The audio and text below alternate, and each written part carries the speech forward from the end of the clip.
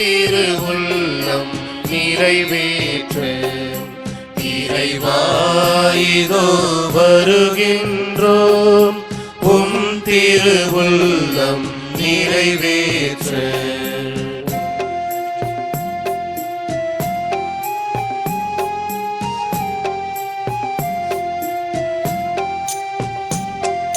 கல்லான இதயத்தை எடுத்துவிடு, எம்மை கனிவுள்ள நெஞ்சுடனே வாழவிடு.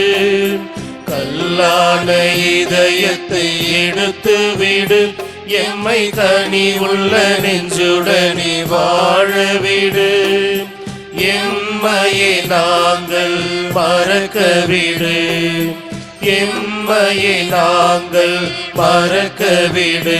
கொஞ்சம் ஏனையோ துன்பம் நினைக்கவிடு. இறைவாயிரோ வருகின்றோம், திருவுள்ளம் நிறைவேற்ற.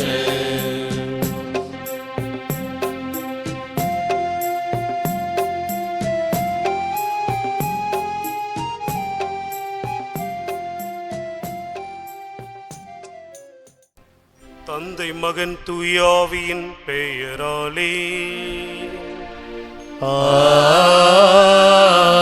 ஆமென். நம் ஆண்டவராகிய இயேசு கிறிஸ்துவின் அருளும் கடவுளின் அன்பும் தூய ஆவியின் நட்புறவும் உங்கள் அனைவரோடும் இருப்பதாக. ஆன்மாவோடும் இருப்பதாக. முன்னுரை. இனியவர்களே வணக்கம்.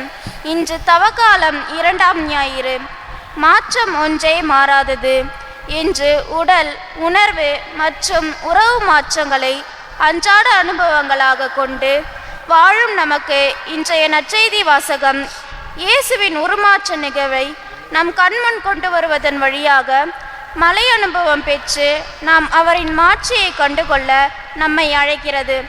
நம்பிக்கையின்மை, அச்சம், பதற்றம் போன்ற இருள் நம்மில் அகல நமக்கு உதவுவது இறைவன் தரும் இந்த அனுபவத்தால் ஏற்படும் மாற்றமே நம்முடைய உருமாற்றம் என்ற நிலையில் இத்தருப்பலியில் பங்கேற்போம்.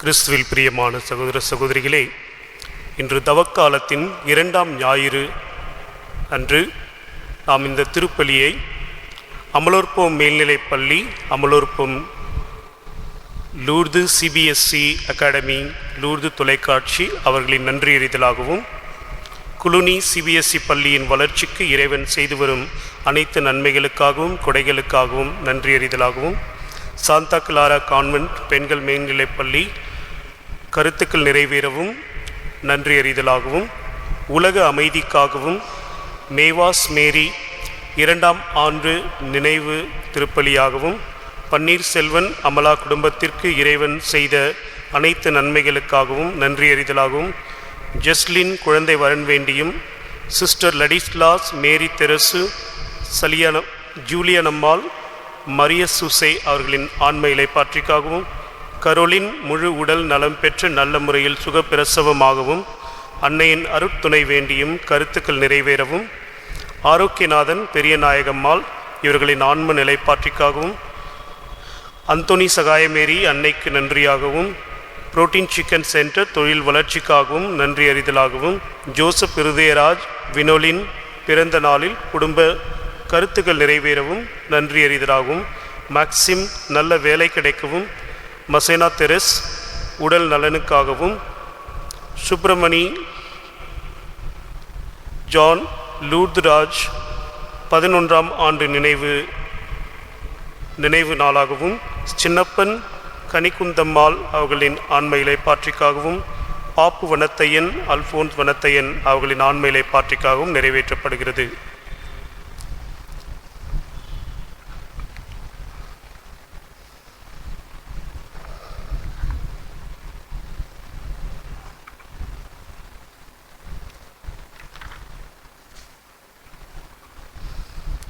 அன்புமிக்க சகோதர சகோதரிகளே, நம் திருமுழுக்கின் நினைவாக நம் மீது தெளிக்கப்படும் நமது படைப்பாகிய இத்தண்ணீரை புனிதப்படுத்தி அருளுமாறு நம் கடவுளாகிய ஆண்டவரை கெஞ்சி மன்றாடுவோமாக. அவரே நமக்கு உதவியளித்து நாம் பெற்றுக்கொண்ட தூய ஆவிக்கு உண்மை உள்ளவர்களாய் நிலைத்திருக்க அருள்வாராக.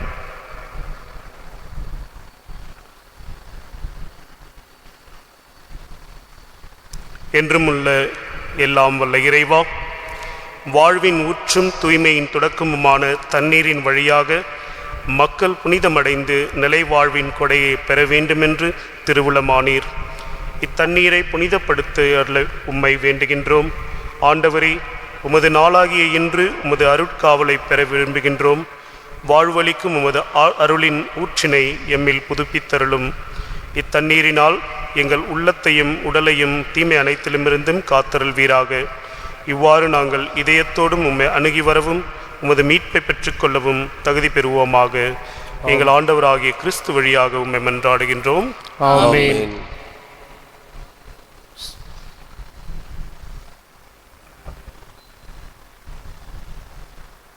எல்லாம் வல்ல இறைவா, தண்ணீர் வளம் பெற அதில் உப்பிட வேண்டுமென்று இறைவாக்கினர் எலிசா வழியாக கற்பித்தீர். உமது படைப்பு பொருளாகிய இந்த உப்பை பரிவிரக்கத்துடன் புனிதப்படுத்தியருள உம்மை தாழ்மையுடன் வேண்டுகின்றோம். ஆண்டவரே, உப்பு கலந்த தண்ணீர் தெளிக்கப்படும் இடமெல்லாம் சீயோனின் தாக்குதல் அனைத்தும் தோல்வியுற செய்வீராக. உம் தூய ஆவியார் உடனிருந்து எங்களை இடையராது காத்தருள்வாராக. எங்கள் ஆண்டவராகிய கிறிஸ்து வழியாக உம்மை மன்றாடுகின்றோம். ஆமென்.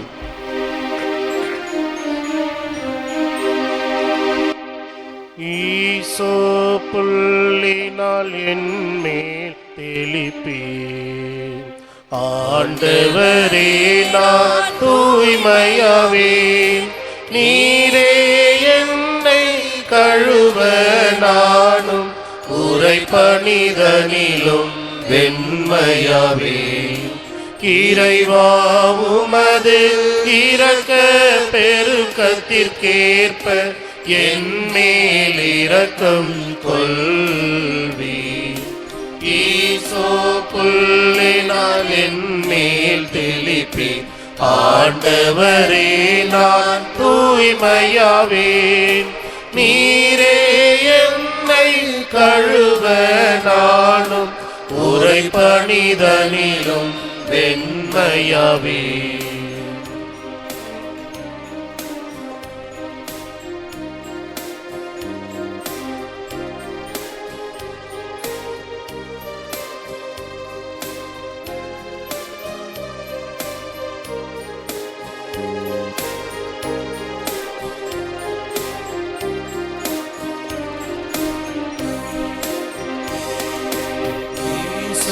புள்ளினால் என் மேல் தெளிப்பி. ஆண்டவரே, நான் தூய்மையாவேன். நீரே என்னை கழுவ நானும் உரைப்பணிதனிலும் வெண்மையாவேன். பிதாவும் சுதனும் தூய ஆவியும் துதியும் புகழும் ஒன்றாய் பெருக. ஆதியில் இருந்தது போல இன்றும் என்றும் நித்தியமாகவும் ஆமென். ஈசோ புள்ளினால் என் மேல் தெளிப்பி. ஆண்டவரே, நான் தூய்மையாவேன். நீரே என்னை கழுவ நானும் உரைப்பணிதனிலும் வெண்மையாவேன். எல்லாம் வல்ல இறைவன் நம் பாவங்களிலிருந்து நம்மை தூய்மைப்படுத்துவாராக. இந்த நற்கருணை கொண்டாட்டத்தின் வழியாக அவர் தம்முடைய ஆட்சியின் விருந்தில் பங்கு கொள்ள நம்மை தகுதி பெற செய்வாராக. ஆமென்.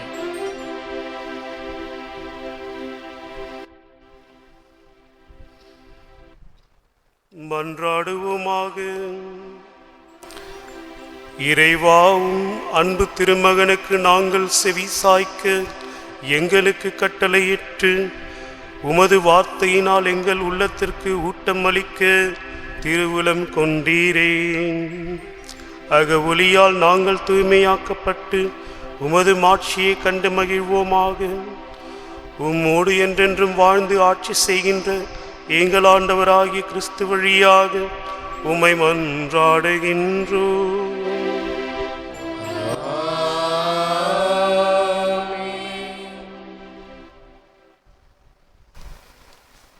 வாசக முன்னுரை. மோரியா நிலப்பகுதியின் மலைகளில் ஒன்றில் ஈசாக்கை பலியிட அழைத்து செல்லும் ஆபிரகாமின் நம்பிக்கையை பாராட்டுகின்ற கடவுள் அவருடைய வழிமரபு பெருகும் என வாக்களிக்கின்றார். மோரியா மலை கடவுளின் வாக்குறுதி பற்றிய உறுதியை ஆபிரகாமுக்கு அளிக்கிறது. முதல் வாசகம். நம் முதுபெரும் தந்தை ஆபிரகாமின் பலி. தொடக்க நூலிலிருந்து வாசகம். அந்நாட்களில் கடவுள் ஆபிரகாமை சோதித்தார். அவர் அவரை நோக்கி, ஆபிரகாம் என. அவரும், இதோ அடியேன் என்றார். அவர், உன் மகனை, நீ அன்பு கூறும் உன் ஒரே மகனான ஈசாக்கை அழைத்து கொண்டு மோரியா நிலப்பகுதிக்கு செல். அங்கு நான் உனக்கு காட்டும் மலைகளின் ஒன்றின் மேல் எரிபலியாக அவனை நீ பலியிட வேண்டும் என்றார். ஆபிரகாமுக்கு கடவுள் குறிப்பிட்டு சொல்லிய இடத்தை அவர்கள் அடைந்தனர். அங்கே ஆபிரகாம் ஒரு பலிபீடம் அமைத்து அதன் மேல் விறகு கட்டைகளை அடுக்கி வைத்தார். பின் தம் மகன் ஈசாக்கை கட்டி பீடத்தின் மீதிலிருந்த விறகு கட்டைகளின் மேல் கிடத்தினார். ஆபிரகாம் தன் மகனை வெட்டுமாறு தம் கையை நீட்டி கத்தியை கையில் எடுத்தார். அப்பொழுது ஆண்டவரின் தூதர் வானத்தில் நின்று, ஆபிரகாம், ஆபிரகாம் என கூப்பிட, அவர், இதோ அடியேன் என்றார். அவர், பையன் மேல் கை வைக்காதே, அவனுக்கு எதுவும் செய்யாதே. உன் ஒரே மகனை எனக்கு பலியிட நீ தயங்கவில்லை என்பதிலிருந்து நீ கடவுளுக்கு அஞ்சுபவன் என இப்போது நான் அறிந்து கொண்டேன் என்றார். அப்பொழுது ஆபிரகாம் தன் கண்களை உயர்த்தி பார்த்தார். இதோ முட்செடிகளில் கொம்பு மாட்டிக்கொண்டு நின்ற ஓர் ஆட்டுக்கிடாயை கண்டார். உடனே ஆபிரகாம் அங்கு சென்று அந்த கிடாயை பிடித்து தம் மகனுக்கு பதிலாக எரிபலியாக்கினார். ஆண்டவரின் தூதர் ஆபிரகாமை வானத்தினின்று மீண்டும் அழைத்து, ஆண்டவர் கூறுவது இதுவே, நான் என் மீது ஆணையிட்டு கூறுகிறேன், உன் ஒரே மகனை எனக்கு பலியிட தயங்காமல் நீ இவ்வாறு செய்தாய். ஆதலால் நான் உன் மீது உண்மையாகவே ஆசி பொழிந்து விண்மீன்களைப் போலவும் கடற்கரை மணலைப் போலவும் உன் வழிமரபை பலுகி பருகச் செய்வேன். உன் மரபினர் தம் பகைவர்களின் வாயிலை உரிமையாக்கிக் கொள்வர். மேலும் நீ என் குரலுக்கு செவி கொடுத்ததனால் உலகின் அனைத்து இனத்தவரும் உன் வழிமரபின் மூலம் தங்களுக்கு ஆசி கூறிக்கொள்வர் என்றார். இது ஆண்டவரின் அருள்வாக்கு. இறைவனுக்கு நன்றி. உயிர் வாழ்வோர் நாட்டில் நான் ஆண்டவர் திருமுன் வாழ்ந்திடுவேன். உயிர் வாழ்வோர் நாட்டில் நான் ஆண்டவர் திருமுன் வாழ்ந்திடுவேன். உயிர் வாழ்வோர் நாட்டில் நான் ஆண்டவர் திருமுன் வாழ்ந்திடுவேன். உயிர் வாழ்வோர் நாட்டில் நான் ஆண்டவர் திருமுன் வாழ்ந்திடுவேன்.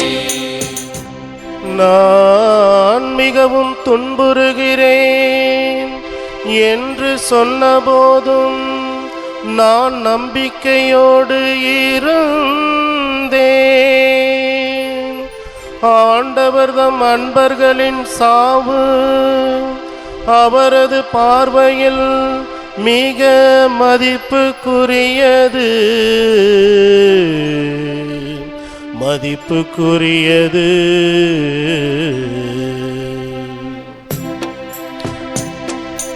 உயிர் வாழ்வோர் நாட்டில் நான் ஆண்டவர் திருமுன் வாழ்ந்திடுவேன். உயிர் வாழ்வோர் நாட்டில் நான் ஆண்டவர் திருமுன் வாழ்ந்திடுவேன். ஆண்டவரே, நான் உண்மையாகவே உம் ஊழியன். நானும் பணியால் உம் அடியாரின் மகன் என் கட்டுகளை நீர் அவிழ்த்து விட்டீர். நான் உமக்கு நன்றி பலி செலுத்துவேன். ஆண்டவராகிய உன் பெயரை தொழுவேன் தொழுவேன். உயிர் வாழ்வோர் நாட்டில் நான் ஆண்டவர் திருமுன் வாழ்ந்திடுவேன். உயிர் வாழ்வோர் நாட்டில் நான் ஆண்டவர் திருமுன் வாழ்ந்திடுவேன். இப்பொழுதேவும் மக்களை அனைவர் முன்னிலையில் ஆண்டவரே உமக்கு என் பொருத்தனைகளை நிறைவேற்றுவேன். உமது இல்லத்தின் முற்றங்களில் எருசலேமின் நடுவில் ஆண்டவரே உமக்கு என் பொருத்தனைகளை நிறைவேற்றுவேன் நிறைவேற்றுவேன். உயிர் வாழ்வோர் நாட்டில் நான் ஆண்டவர் திருமுன் வாழ்ந்திடுவேன். உயிர் வாழ்வோர் நாட்டில் நான் ஆண்டவர் திருமுன் வாழ்ந்திடுவேன்.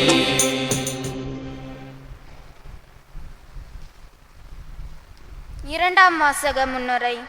கடவுளின் அன்பு பற்றி உரோமை நகர திரு அவைக்கு அறிவுறுத்துகின்ற பவுல் கடவுள் சொந்த மகனை நமக்காக ஒப்புவித்தார் என்று சொல்லி கடவுளின் அன்பின் மேன்மையை அவர்களுக்கு எடுத்துரைக்கின்றார்.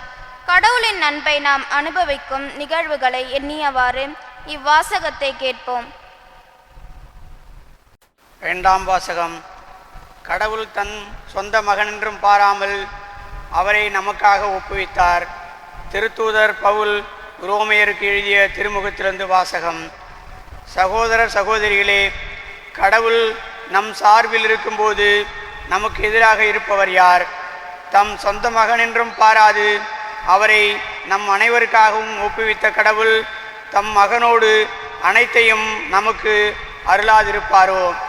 கடவுள் தேர்ந்து கொண்டவர்களுக்கு எதிராய் யார் குற்றம் சாட்ட இயலும்? அவர்கள் குற்றமற்றவர்கள் என காட்டுபவர் கடவுளே. அவருக்கு யார் தண்டனை தீர்ப்பு அளிக்க இயலும்? இறந்து ஏன் உயிருடன் எழுப்பப்பட்டு கடவுளின் வலப்பக்கத்தில் இருக்கும் கிறிஸ்து இயேசு நமக்காக பரிந்து பேசுகிறார் என்றோ? இது ஆண்டவர் வழங்கும் அருள்வாக்கு. இறைவனுக்கு நன்றி.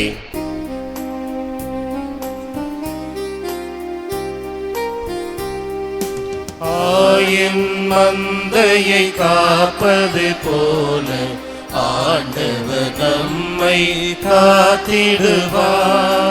ஆயின் மந்தையை காப்பது போல ஆண்டவர் நம்மை காத்திடுவார். ஒளிரும் மேகத்தினின்று தந்தையின் குரலொலி கேட்டது. என் அன்பார்ந்த மைந்தர் இவரே, இவருக்கு சேவை சாயுங்கள். ஆயின் மந்தையை காப்பது போல ஆண்டவர் நம்மை காத்திடுவார். ஆண்டவர் உங்களோடு இருப்பாராக. உம் ஆன்மாவோடும் இருப்பாராக. புனித மார்க்கு எழுதிய நற்செய்தியிலிருந்து வாசகம். ஆண்டவரே, மாட்சி உமக்கே.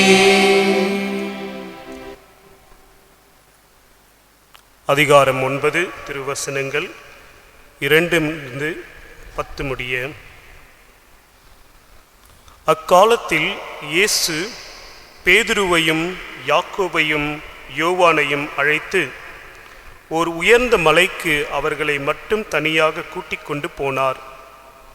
அங்கே அவர்கள் முன் அவர் தோற்றம் மாறினார். அவருடைய ஆடைகள் இவ்வுலகில் எந்த சலவைக்காரனும் வெளுக்க முடியாத அளவுக்கு வெள்ளை வெளியேறின ஒளி வீசின. அப்போது எலியாவும் மோசேயும் அவர்களுக்கு தோன்றினர். இருவரும் இயேசுவோடு உரையாடி கொண்டிருந்தார்கள். பேதுரு இயேசுவை பார்த்து, ரபி, நாம் இங்கேயே இருப்பது நல்லது. உமக்கு ஒன்றும், மோசேவுக்கு ஒன்றும், எலியாவுக்கு ஒன்றுமாக 3 கூடாரங்களை அமைப்போம் என்றார். தாம் சொல்வது என்னவென்று அவருக்கு தெரியவில்லை. ஏனெனில் அவர்கள் மிகுந்த அச்சம் கொண்டிருந்தார்கள். அப்போது ஒரு மேகம் வந்து அவர்கள் மேல் நிழலிட, அந்த மேகத்திலிருந்து, என் அன்பார்ந்த மைந்தர் இவரே, இவருக்கு செவி சாயுங்கள் என்று ஒரு குரல் ஒலித்தது. உடனடியாக அவர்கள் சுற்றுமுற்றும் பார்த்தார்கள். தங்கள் அருகில் இயேசு ஒருவரை தவிர வேறு எவரையும் காணவில்லை. அவர்கள் மலையிலிருந்து இறங்கி வந்து கொண்டிருந்தபோது அவர், மானிட மகன் இறந்து உயிர்த்தெழும் வரை நீங்கள் கண்டதை எவருக்கும் எடுத்துரைக்க கூடாது என்று அவர்களுக்கு கட்டளையிட்டார். அவர்கள் இவ்வார்த்தையை அப்படியே மனதில் இருத்தி, இறந்து உயிர்த்தெழுதல் என்றால் என்னவென்று ஒருவரோடு ஒருவர் பேசிக்கொண்டார்கள். இது கிறிஸ்து வழங்கும் நற்செய்தி. கிறிஸ்துவே உமக்கு புகழ்.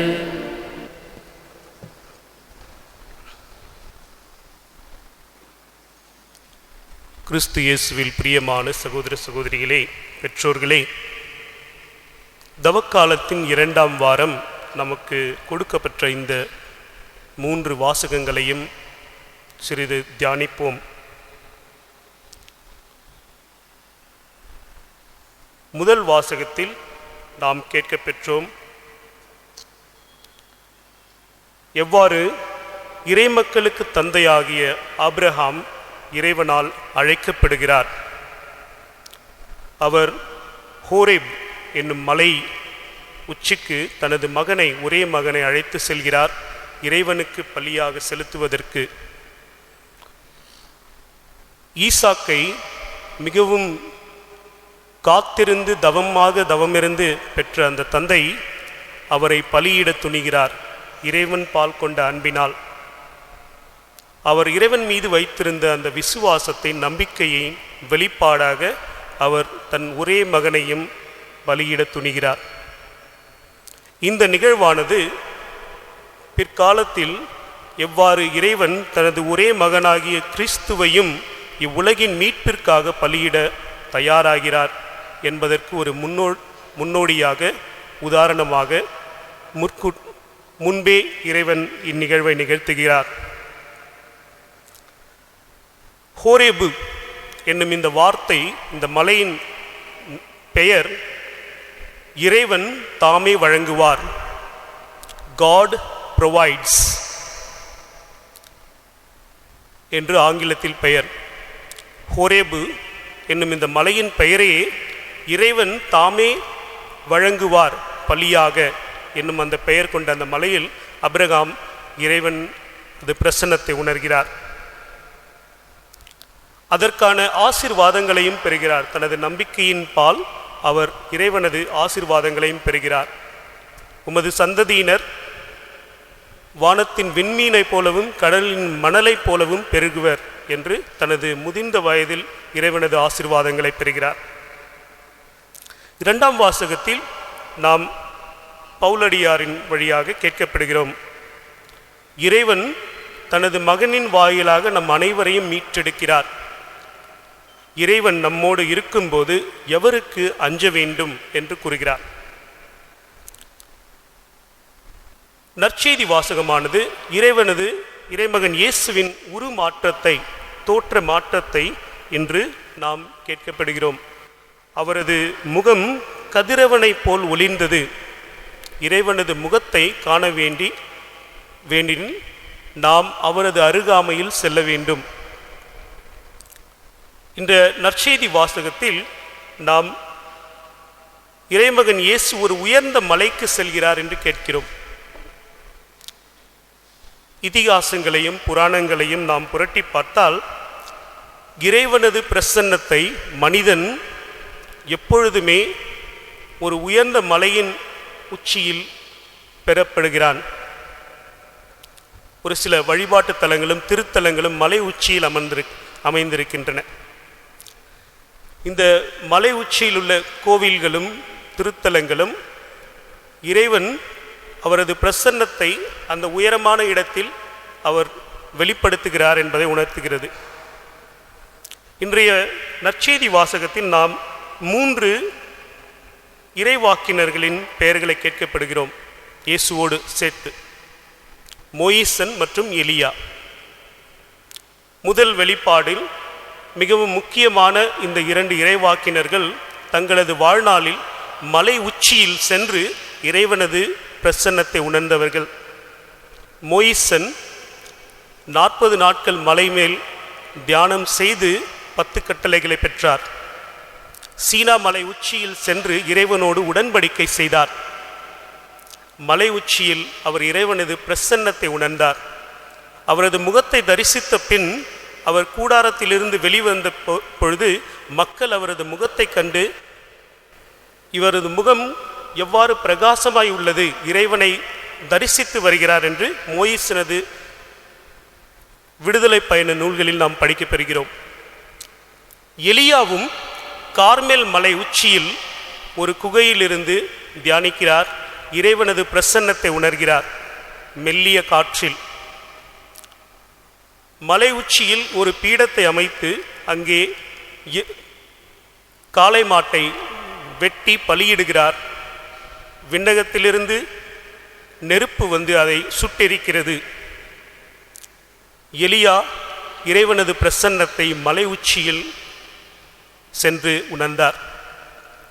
இறைமகன் இயேசுவும் மலை மேல் ஏறி சீடர்களுக்கு போதிக்கிறார். மலை பிரசங்கம். இந்த மூவரது வாழ்க்கையை நாம் எடுத்து பார்த்தால் இவர்களது மூவரது வாழ்க்கையுமே மிகவும் சவால்களை சந்தித்த வாழ்க்கை.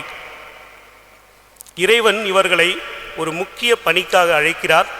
அந்த பணியை அவர்கள் ஏற்று ஒரு இறைவாக்கினராக அவரது பணியை நோக்கி செல்கின்றனர்.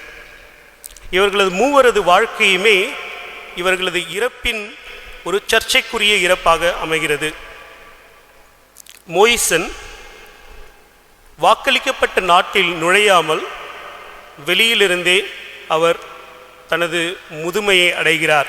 அவர் எவ்வாறு இறந்தார் என்பதை வெளிப்படையாக முதல் வெளிப்பாடு கூறவில்லை. முதல் ஏற்பாடில் அவ்வாறாகவே எலியா உயிரோடு இருக்கும்போதே அவர் விண்ணகத்திற்கு எடுத்து செல்லப்பட்டார். எரிகின்ற நெருப்பாக தேரிலே எடுத்து செல்லப்படுகிறார். இவர்கள் திரும்பி வருவார்கள் என்னும் அந்த நம்பிக்கை யூத மதத்தில் இருந்தது. எவ்வாறு எலியா சென்றாரோ அவ்வாறே திரும்பி வருவார். இதனால்தான் இறைமகன் இயேசுவை கண்டு அஞ்சிய ஏரோது இவர் யார் என்று வினவுகிறார். இறைமகன் இயேசுவும் தனது சீடர்களிடம் மக்கள் என்னை யார் என்று கூறுகிறார்கள் என்று கூறுகிறார். அப்போது அவர்கள் நீர் எலியா, திரும்பி வந்தவர், ஸ்நாபக அருளப்பர் என்று பல்வேறு பழைய இறைவாக்கினர்களின் பெயர்களை கூறுகின்றார்கள். இன்று நடக்கின்ற இந்த சம்பவம், அவரது உருமாற்றம், அவர் எப்படிப்பட்ட மாட்சிமையை வல்லமையை அடையப் போகிறார் உயிர்த்தெழுதலின் நிறைவாக என்பதை நமக்கு முன்னோடியாக கூறுகிறது. இந்த அனுபவம் சீடர்களை, இறைவனின் சீடர்களை இந்த அனுபவம் அவரின் பால் ஈர்க்கிறது. அதனால்தான் சீடர்கள் அவர்கள் என்ன பேசுவதென்று தெரியாமலேயே அந்த இடத்தில் இருக்கின்றனர். அன்பார்ந்தவர்களே, இறைவனது பிரசன்னத்தில் நாம் இருக்கும் பொழுது நாம் உண்மையிலே அவரிடம் எதுவும் கேட்க வேண்டியதில்லை, பேச வேண்டியதில்லை. என்ன பேசுவதென்றே நமக்கு தெரியாது. அந்த அனுபவம் நம்மையும் மீறி ஒரு பரவச நிலையை நாம் அடைவோம். அந்த பரவச நிலையில் நாம் என்ன செய்கிறோம், என்ன பேசுகிறோம் என்றே நமக்கு தெரியாது. அந்த ஒரு அனுபவத்தை தான் இன்று சீடர்கள் அனுபவிக்கின்றனர். நாம் இறைவன் பால் ஈர்க்கப்படும் போது, அவரின் அருகாமையில் வரும்போது இந்த நிகழ்வு நடைகிறது. இறைவனையே தாங்கி செல்லும் இந்த இறைவாக்கினர்களின் வாழ்வில் எத்தகைய துன்பங்கள் வந்தாலும் அவர்கள் அதை எதிர்கொள்ள துணிகின்றனர். இன்றைய இந்த உருமாற்ற நிகழ்வில் இறைமகன் இயேசு எருசலேமுக்கு செல்வதற்கு முன் தனது இறப்பு எப்படிப்பட்ட இறப்பாக இருக்கும் என்பதை உணர்கிறார். அதனால்தான் தனது சீடர்களுக்கு அவர் உயிர்த்து எழும் வரை இதை பற்றி யாரிடமும் பேச வேண்டாம் என்று கூறுகிறார். அவருக்கு முன்கூட்டியே தெரியும் எப்படிப்பட்ட இறப்பு அவருக்கு இருக்கும் என்று. அதனால்தான் அவர் இறைவனில் ஒன்றித்து அவர் எதற்காக அழைக்கப்பட்டாரோ அதை நிறைவேற்ற துணிகிறார். இன்றைய வாசகத்தில் இன்னொரு முக்கியமான ஒரு நிகழ்வு, மேகம் அவர்கள் உச்சியில் வந்து இறைவனது வார்த்தையை அவர்கள் கேட்கப் பெறுகிறார்கள். தந்தை இறைவனது வார்த்தை, அந்த மேகத்திலிருந்து என் அன்பார்ந்த மகன் மைந்தர் இவரே, இவர் பொருட்டு நான் பூரிப்படைகிறேன், இவருக்கு செவி சாயுங்கள் என்ற குரல் கேட்கிறது. அன்பார்ந்தவர்களே, திருமுழுக்கின் போதும் இறைமகன் இயேசுவின் மேல் பரிசுத்த ஆவியானவர் இறங்குகிறார். தந்தையானவரின் வார்த்தையை நாம் கேட்கப்படுகிறோம். இவரே என் அன்பார்ந்த மகன், இவரில் நான் பூரிப்படைகிறேன். இன்று நாம் கேட்கிறோம், இவருக்கு செவி சாயுங்கள். இவரே என் அன்பார்ந்த மகன், இவருக்கு செவி சாயுங்கள். மற்றொரு இடத்தில் கேட்கப்படுகிறோம், உம்மை நான் கண்டறிகிறேன், உம்மை நான் வலுப்படுத்துகிறேன் என்று. அன்பார்ந்தவர்களே, தந்தை இறைவன் தாமே வந்து தமது மகனின் வார்த்தைகளுக்கு செவிமடுக்க வேண்டி நம்மை அழைக்கின்றார் என்று.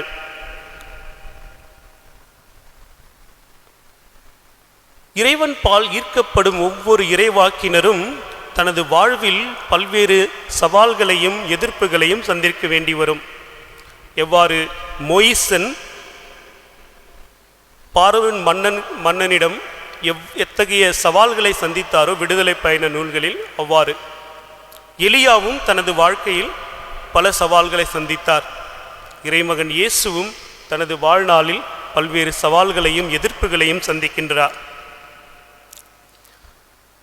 எங்களது சேசு சபை குருவானவர் அருட்தந்தை ஸ்டான் சுவாமி அவர்கள் ஜார்க்கண்ட் மாநிலத்தில் கிட்டத்தட்ட 45 ஆண்டுகளாக ஆதிவாசி மக்களது வாழ்விற்காக, அவர்களது முன்னேற்றத்திற்காக பாடுபட்டவர். 83 வயதில் இன்று அவர் மகாராஷ்டிராவில் உள்ள தலோஜா என்னும் இடத்தில் உள்ள ஒரு சிறையில் அடைக்கப்பட்டிருக்கிறார். அவர்களுக்காக குரல் கொடுத்ததற்காக.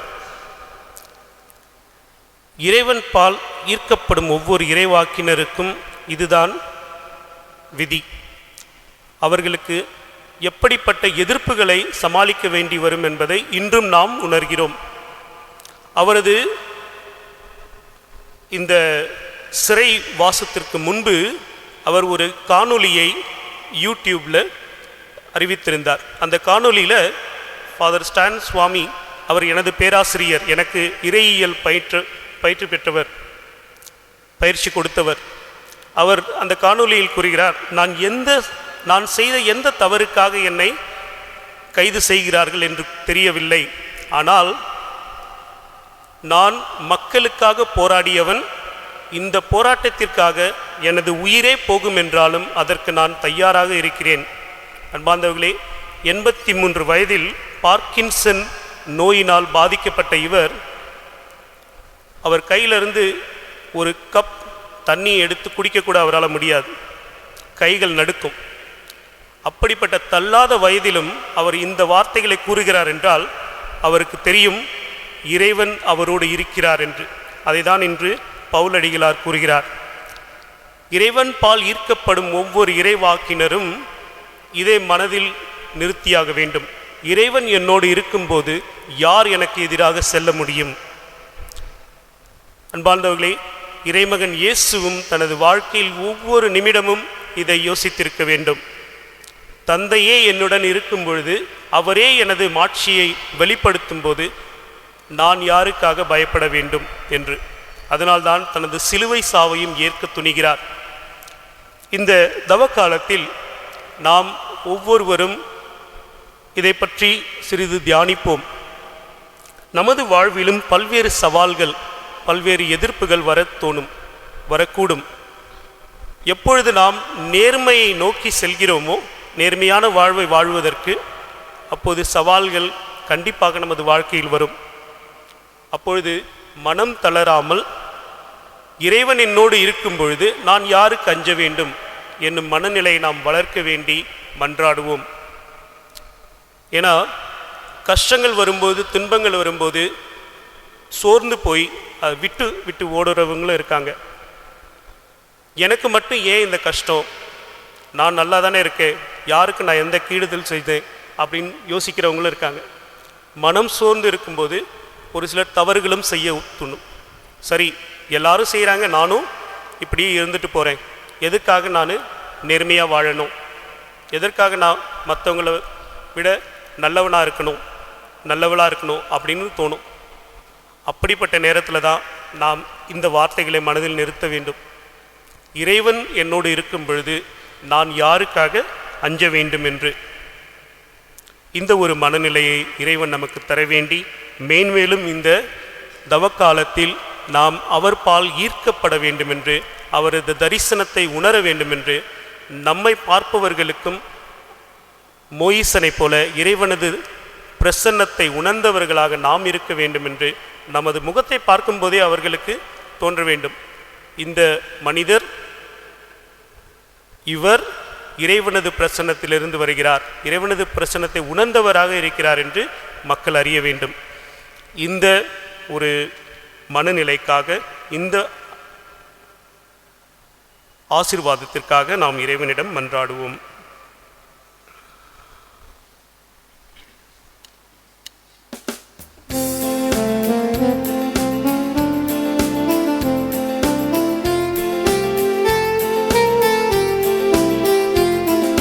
விண்ணையும் மண்ணையும் படைத்தவராம் கடவுள் ஒருவர் இருக்கின்றார், தந்தை மகன் தூய ஆவியராய் ஒன்றாய் வாழ்வோரை நம்புகிறேன்.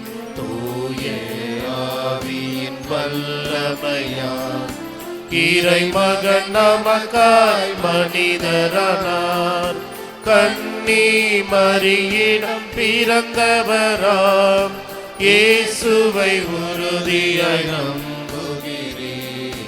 பிலாத்துவின் ஆட்சியில் பாடுபட்டார், சிலுவையில் இறந்து அடக்கப்பட்டார், மூன்றாம் நாளில் உயிர்த்தெழுந்தார், இறப்பின் மீதே வெற்றி கொண்டார்.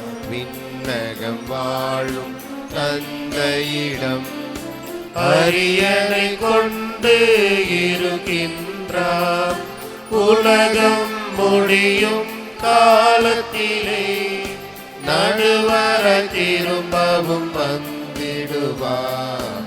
தூய ஆவியாரை நம்புகிறேன், பாரினில் அவர் துணை வேண்டுகிறேன், பாவ மன்னிப்பில் தூய்மை பெற்று பரிகார வாழ்வில் நிலைத்திடுவேன். திரு அவை உரைப்பதை நம்புகிறேன். புனிதர்கள் உறவை நம்புகிறேன், உடலின் உயிர்ப்பை நிறைவாழ்வை உறுதியுடனே நம்புகிறேன். ஆ ஆ ஆ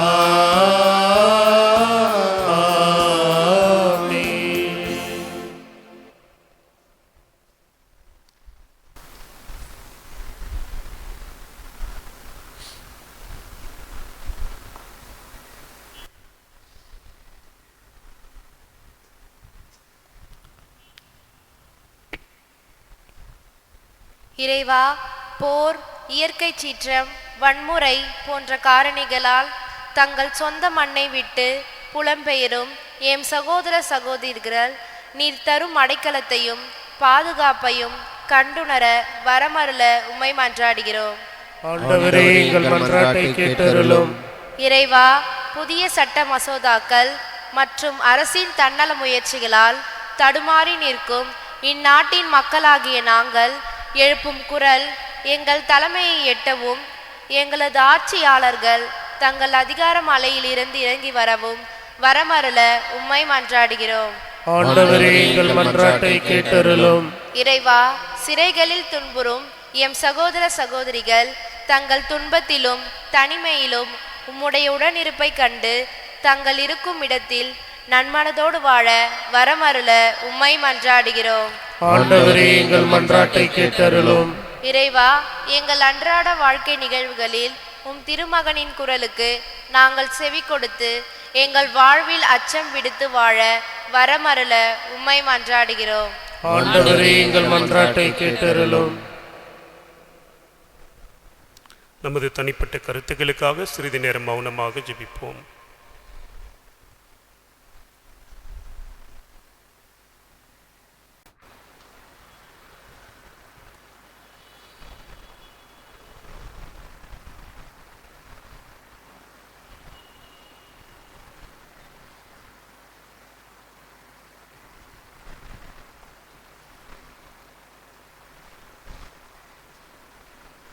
எங்கள் தாயும் தந்தையுமான இறைவா, எங்கள் ஒவ்வொருவரது மனதில் உள்ள அனைத்து தேவைகளையும் நீர் அறிவீர்.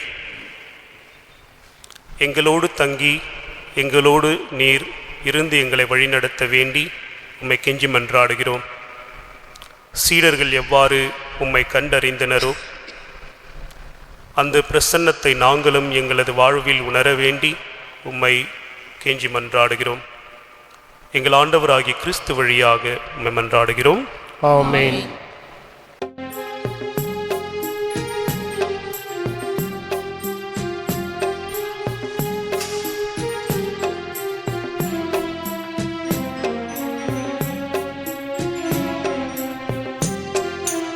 இதை நான் தருவேன் இறைவா, உம் இதயத்தின் அன்பில் கீழாக. இதை நான் தருவேன் இறைவா, இதை நான் தருவேன் இறைவா, உம் இதயத்தின் அன்பில் கீழாக. இதை நான் தருவேன் இறைவா.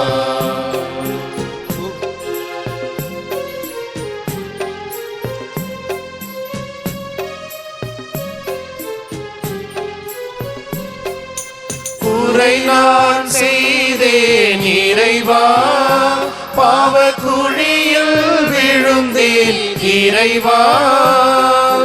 குறை நான் செய்தேன் இறைவா, பாவ குழியில் விழுந்தேன் இறைவா. கரையாம் பாவத்தை நீக்கிடவே, கரையாம் பாவத்தை நீக்கிடவே நீ கல்வாரி மலையில் இறந்தாயோ. இதை நான் தருவேன் இறைவா, உம் இதயத்தின் அன்பில் கீழாக. இதை நான் தருவேன் இறைவா.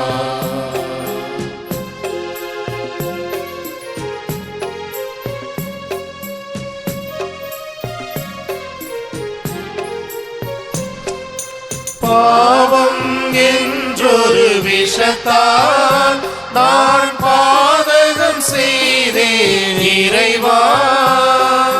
பாவம் என்றொரு விஷத்தால் நான் பாதகம் செய்தேன் இறைவா. தேவனே உம் திருப்பாடுகளால், தேவனே உம் திருப்பாடுகளால் என்னை தேற்றிடவே நீ இறந்தாயோ.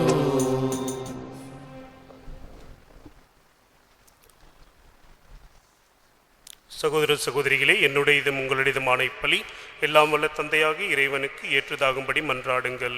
ஆண்டவர் தம் திருப்பெயரின் புகழ்ச்சிக்காகவும் மாட்சிக்காகவும் நமது நன்மைக்காகவும் புனித திரு அவையின் அனைத்து நலன்களுக்காகவும் உமது கையிலிருந்து இப்பலி ஏற்றுக்கொள்வாராக. ஆண்டவரே, பலிப்பொருள் எங்கள் பாவங்களை கழுவி போக்க உம்மை வேண்டுகின்றோம்.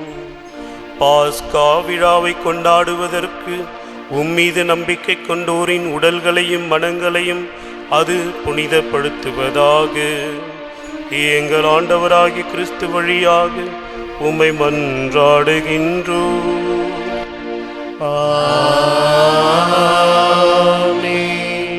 ஆண்டவர் உங்களோடு இருப்பாராக. ஆன்மாவோடும் இருப்பாராக. இதயங்களை மேலே எழுப்புங்கள். ஆண்டவரிடம் எழுப்பியுள்ளோம். நம் இறைவனாகிய ஆண்டவருக்கு நன்றி கூறுவோம். அது தகுதியும் நீதியும் ஆனதே. ஆண்டவரே, தூயவரான தந்தையே, என்றும் வல்ல எல்லாம் வல்ல இறைவா, எங்கள் ஆண்டவராகிய கிறிஸ்து வழியாக என்னாலும் எவ்விடத்திலும் நாங்கள் உமக்கு நன்றி செலுத்துவது மெய்யாகவே தகுதியும் நீதியும் ஆகும். எங்கள் கடமையும் மீட்புக்குரிய செயலும் ஆகும். கிறிஸ்து தமது சாவை சீடர்களுக்கு முன்னறிவித்து புனித மலையில் தமது பேரொளியை வெளிப்படுத்தினார். அதனால் சட்டமும் இறை வாக்குகளும் சான்று பகர்ந்தவாறு தம் பாடுகள் வழியாகவே உயிர்ப்பின் மாட்சிக்கு தாம் வந்து சேர வேண்டும் என்பதை அவர் விளங்கச் செய்தார். ஆகவே ஆற்றல் மிகுந்த விண்ணவரோடு சேர்ந்து நாங்களும் மண்ணுலகில் இடையராது உமது மாட்சியை கொண்டாடி முடிவின்றி ஆர்ப்பரித்து பாடுவதாவது: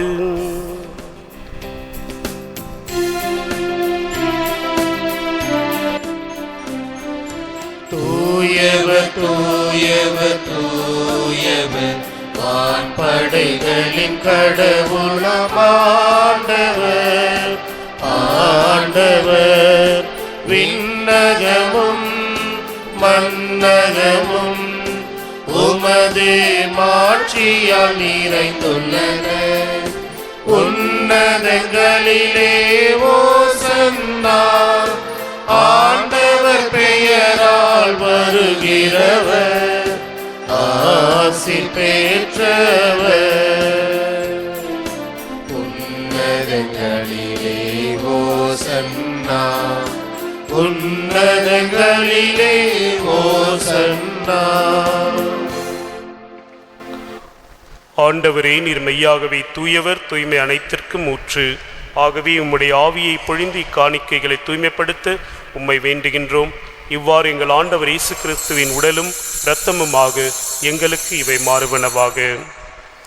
அவர் பாடுபட உளம் கனிந்து தம்மை கையளித்த போது அப்பத்தை எடுத்து நன்றி செலுத்தி அதை பிட்டு தம் சீடர்களுக்கு அளித்து கூறியதாவது: அனைவரும் இதிலிருந்து பெற்று உண்ணுங்கள், ஏனெனில் இது உங்களுக்காக கையளிக்கப்படும் என் உடல்.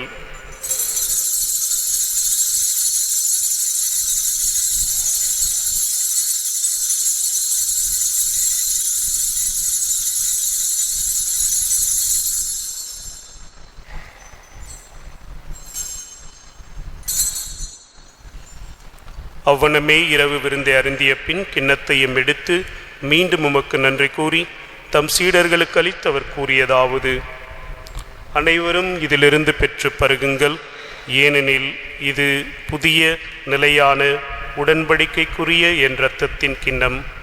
இது பாவ மன்னிப்புக்கென்று உங்களுக்காகவும் பலருக்காகவும் சிந்தப்படும். இதை என் நினைவாக செய்யுங்கள்.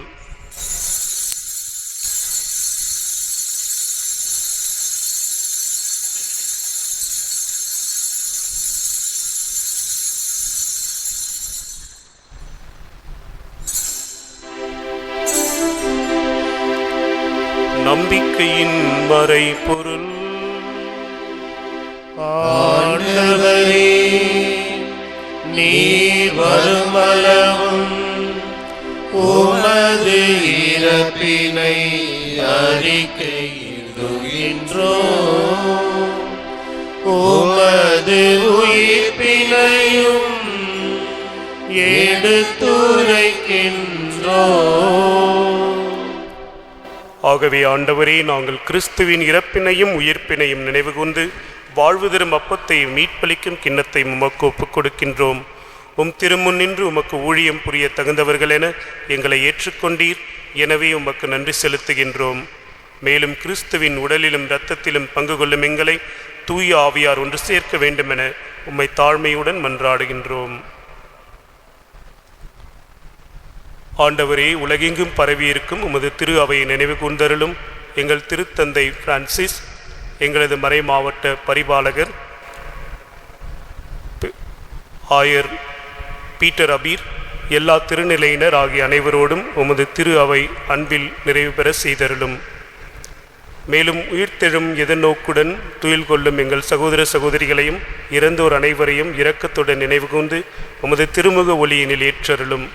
எங்கள் அனைவர் மீதும் இரக்கமாயிரும்.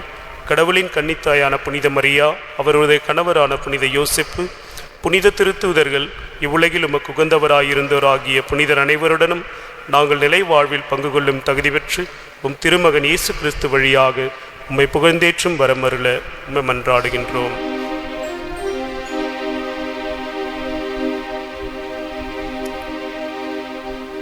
இவர் வழியாக இவரோடு இவரில் எல்லாம் வல்ல இறைவனாகிய தந்தையே, தூய ஆவியாரின் ஒன்றிப்பில் எல்லா புகழும் மாட்சியும் என்றென்றும் உமக்கு உரியதே.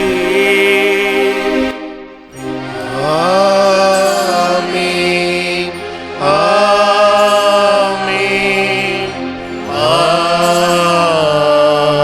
ஆமென். மீட்பரின் கட்டளையால் கற்பிக்கப்பட்டு தேவ படிப்பினையால் பயிற்சி பெற்ற நாம் துணிந்து பாடுவோம். விண்ணுலகில் இருக்கிற எங்கள் தந்தையே, உமது பெயர் தூயது என போற்ற பெருக. உமது ஆட்சி வருக. உமது திருவுளம் விண்ணுலகில் நிறைவேறுவது போல மண்ணுலகிலும் நிறைவேறுக. எங்கள் அன்றாட உணவை இன்று எங்களுக்கு தாரும். எங்களுக்கு எதிராக குற்றம் செய்வோரை நாங்கள் மன்னிப்பது போல எங்கள் குற்றங்களை மன்னியும். எங்களை சோதனைக்கு உட்படுத்தாதேயும், தீமையிலிருந்து எங்களை விடுவித்தருளும். ஆண்டவரே, தீமை அனைத்திலும் இருந்து எங்களை விடுவித்து எங்கள் வாழ்நாள் அமைதியை கனிவுடன் அருள உம்மை மன்றாடுகின்றோம். உமது இரக்கத்தின் உதவியால் நாங்கள் பாவத்திலிருந்து எப்போதும் விடுதலை பெற்று யாதொரு கலக்கமுமின்றி நலமாயிருப்போமாக. நாங்கள் நிதி நோக்கி இருக்கும் பேரின்பத்திற்காகவும் எம் மீட்பராகிய இயேசு கிறிஸ்துவின் வருகைக்காகவும் காத்திருக்கின்றோம். ஏனெனில் ஆட்சியும் வல்லமையும் மாட்சியும் என்றென்றும் உமதே. ஆண்டவரே இயேசு கிறிஸ்துவே, அமைதியை உங்களுக்கு விட்டுச் செல்கின்றேன், என் அமைதியையே உங்களுக்கு அளிக்கின்றேன் என்றும் திருத்தூதர்களுக்கு மொழிந்தீரே. எங்கள் பாவங்களை பாராமல் உமது திரு அவையின் நம்பிக்கையை கண்ணோக்கி உமது திருவுளத்திற்கேற்ப அதற்கு அமைதியையும் ஒற்றுமையும் அளித்தருள்வீராக. என்றென்றும் வாழ்ந்து ஆட்சி செய்கின்றவர் நீரே. ஆமென். ஆண்டவருடைய அமைதி உங்கள் அனைவரோடும் என்றென்றும் இருப்பதாக. உம் ஆன்மாவோடும் இருப்பதாக. ஒருவருக்கொருவர் அமைதியை பகிர்ந்து கொள்வோம்.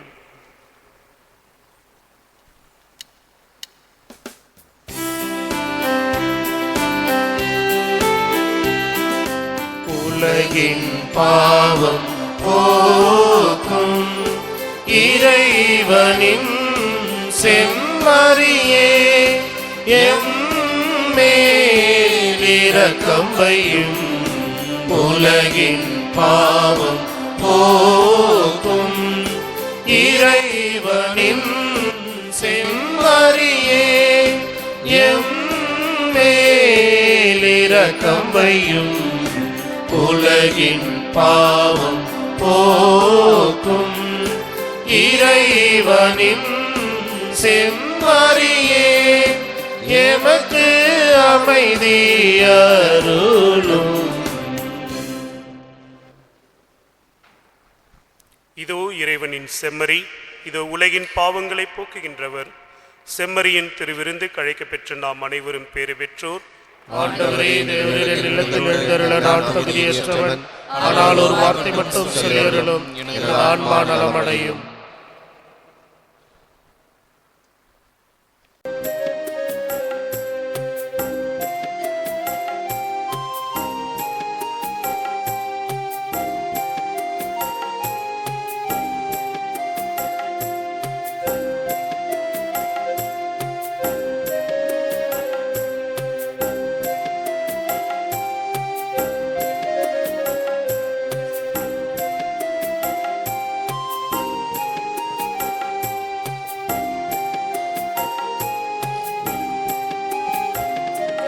செம்மறியின் விருந்துக்கு அழைக்க பெற்றோர் பேரு பெற்றோர், அவ்விருந்தை உண்டிட சென்றிடுவோம் இன்பம் பொங்க.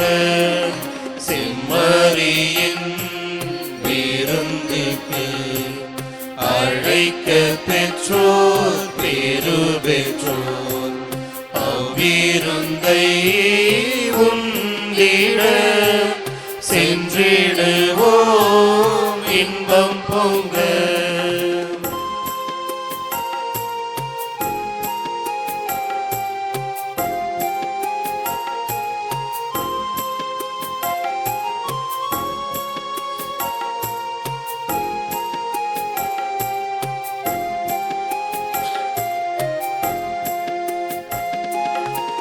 இறைவன் தரும் விருந்திது, அதை உண்ண தடையென்ன? உறைய வரும் இறைவனை நாம் ஏற்க தடையென்ன? இறைவன் தரும் விருந்திது, அதை உண்ண தடையென்ன? உறைய வரும் இறைவனை நாம் ஏற்க தடையென்ன? உள்ள கதவு திறந்தது, அதன் உள்ளே வாழுவார். உவகை என்னும் மொழி கொணர்ந்து என்னை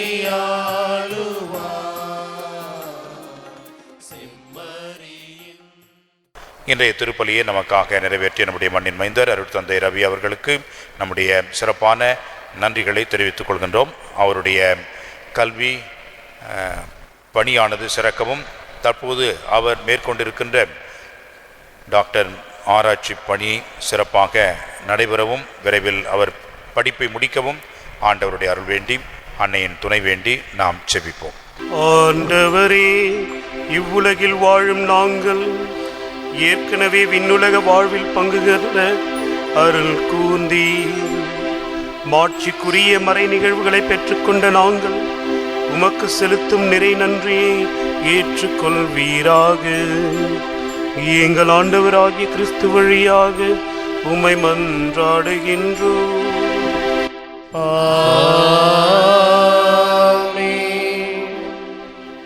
ஆண்டவர் உங்களோடு இருப்பாராக. ஆன்மாவோடும் இருப்பாராக. எல்லாம் வல்ல இறைவன் தந்தை மகன் தூயாவி உங்களை ஆசீர்வதிப்பாராக. ஆமென். சென்று வாழுங்கள், திருப்பலி நிறைவேறிற்று. இறைவனுக்கு நன்றி.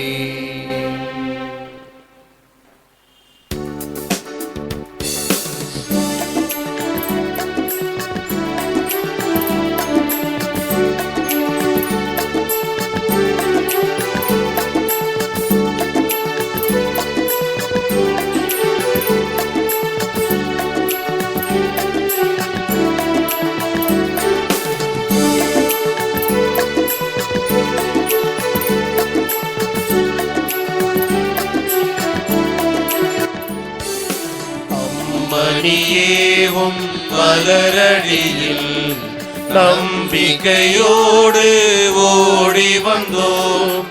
எம் குறையை தீர்த்திட தயை செய்யும் எம் அம்மணி.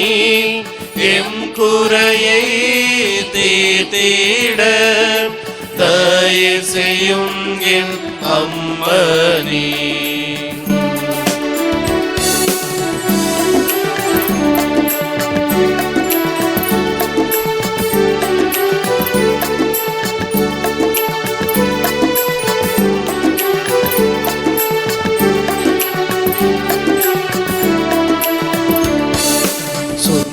சுந்தரியினர் களஞ்சியமே தயையுடனும் சீர்பரிசை தேவபிதாவினிடத்தில் தயையுடன் அடைந்தருள்.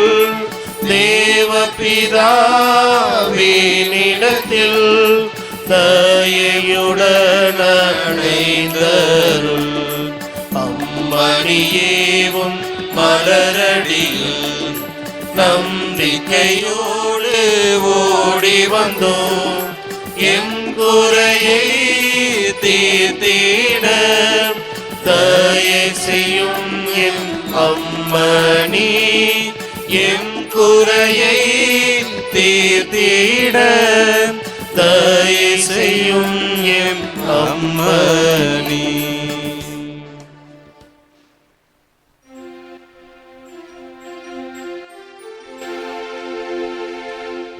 எங்கள் எல்லோருக்காகவும் நாள்தோறும் காத்திருக்கும் நற்கருணை ஆண்டவரே, நன்றி புகழ் உமக்கே. நற்கருணை ஆண்டவரே, நன்றி புகழ் உமக்கே. தந்தை மகன் தூய் ஆவியாரின் பெயராலே ஆமென். மரியே வாழ்க.